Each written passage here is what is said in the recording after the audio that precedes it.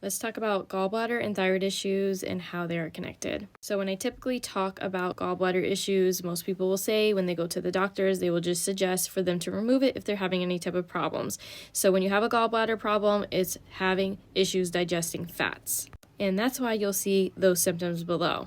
If you have a thyroid problem and have trouble with weight, it can be from not absorbing fat through a gallbladder issue, because we do need healthy fats to absorb the fatty acids that we have in food, and this is also called fat malabsorption. You need your liver, your pancreas, and your gallbladder to absorb and break down fats in your food so you can have that nutrient.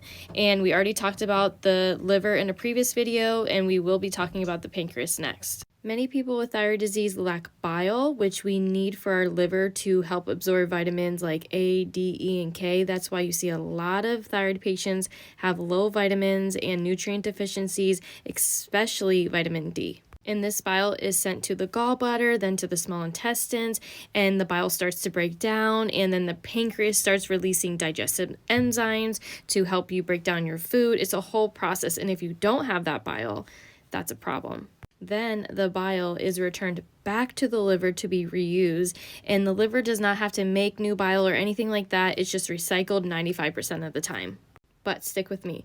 When you suffer from gallbladder issues, there is a high chance that you have a liver issue as well. If you had your gallbladder removed, you're not going to produce enough bile needed for proper digestion. And that seriously messes up the whole entire cycle of digesting your food.